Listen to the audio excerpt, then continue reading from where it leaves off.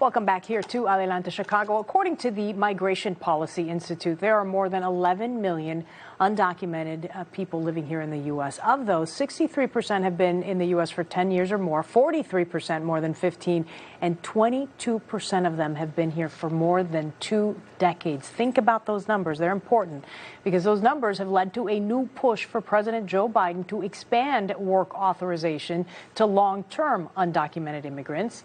Leading that fight in Chicago is the Resurrection Project, and here to tell us a little bit more about a trip that they recently took to D.C. is Erendira Rendon with the Resurrection Project. Always nice to talk to you. You have really good insight. Thank you for coming in. Thank you for having me. Okay, so let's talk first about this trip that not only you took to D.C., but a number of others sort of advocating for the same thing. What are you asking for? Yeah, so 500 folks from Illinois went to D.C. and met thousands of people from across the country in D.C. to learn about the policies that the Biden administration has implemented for new immigrants and how is it that the new immigrants are able to apply for work permits without having to pass any laws.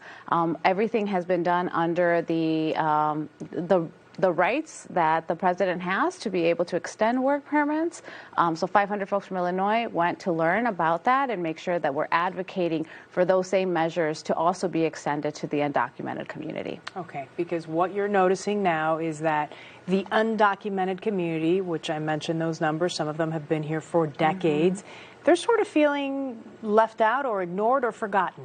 Right. Well, I think one is the feeling and the other is what's actually happening. Yeah. So there is no new program for undocumented immigrants under the Biden administration to apply for work permits. There's several new programs for work permits for new immigrants. And so I think that the reality is that at the same time as we're advocating for new arrivals to be able to get those work permits because it is important, we also need to be advocating for the undocumented to be included.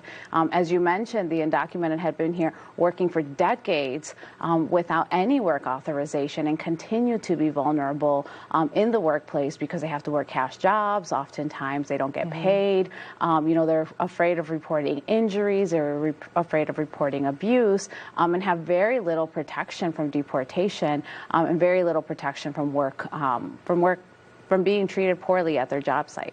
Why has it been difficult to advocate for both, right? To advocate for the new asylum seekers and for the long-term undocumented, or what has been the obstacle there? I mean, I think a lot of it has to do with what folks are paying attention to right now, which are new arrivals. But and as we've seen, there's about 20,000 folks who have arrived in Chicago over the last year. And obviously, we need to respond, and we need to, all organizations, this is an all-hands-on-deck moment for us. And so because of the need that does exist, immediate need, it's easier to overlook the needs those same needs have always existed in the undocumented community. It's just that you don't see it because we're not at police stations. The optics aren't there. Yeah, right. And so I think so that's been part of the challenge. And from we've been, making sure that we're asking our local elected officials to be advocating to the president for this as well. But when the day-to-day is really responding to the humanitarian crisis that we are seeing, it is difficult to make sure that we are not just advocating for new arrivals, but we're saying all immigrants need work permits. Work permits allow immigrants to be able to provide for their families. Work permits allow immigrants to be able to get better jobs, to be protected, and that all immigrants need work permits. Okay.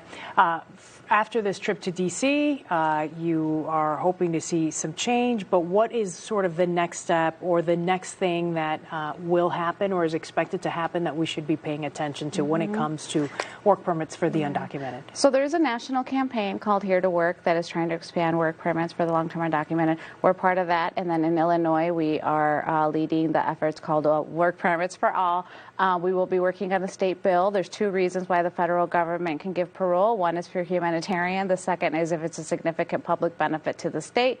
We will be passing a law, working on passing a law that establishes that significant public benefit to the state and calling on the Biden administration to open up a parole program for Illinois undocumented, and working and making sure that we are getting our stories out in the media. We need to remind folks that now there are more undocumented students that graduate from high school every single year than ever before. There are more dreamers now than ever before, and remind folks that they also need work permits as they graduate from high school or graduate from college, and getting our stories out there and doing the work that we've always been doing in terms of media campaigns and meeting with our elected so that our local elected are also advocating at the federal level for us. Makes sense. Okay, I want to turn to the new arrivals, which, as we mentioned, have been getting a lot of the attention because that's sort of what the media has been focused on and what people are seeing out on the street.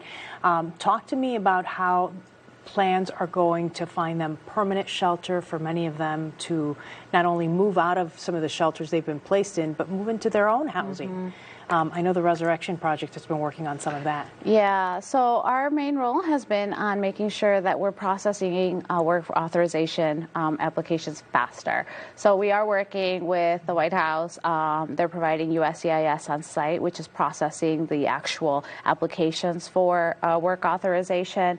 So we are, providing the attorneys, doing the legal screenings, actually filling out the forms. Which is a lot and has been really complicated for many of them. Yeah. It's a really big process, it's a really big undertaking. Yeah. And so USCIS is on site at our workshops and actually processing the applications, taking them, providing what's called a receipt notice, and then taking the biometrics, the pictures and the fingerprints to do the criminal background checks. So in theory, this should cut down folks' waiting time from 6 months to a year waiting for a work authorization down to 1 to 2 months. And that's going to help people then be able to find a job. As case managers find them apartments, hopefully then they're also looking for jobs and be able to sustain those apartments, because even if you provide somebody with rent subsidies for a couple of months, after those couple of months, folks are really on their own to pay those rents. All right, it all works hand in hand. Okay, Resurrection Project. For information about how to get in touch with them, if you want to help, if you want to donate, you can go to their website, resurrectionproject.org. Yes. Yes. Thank you, Erendira. And next year,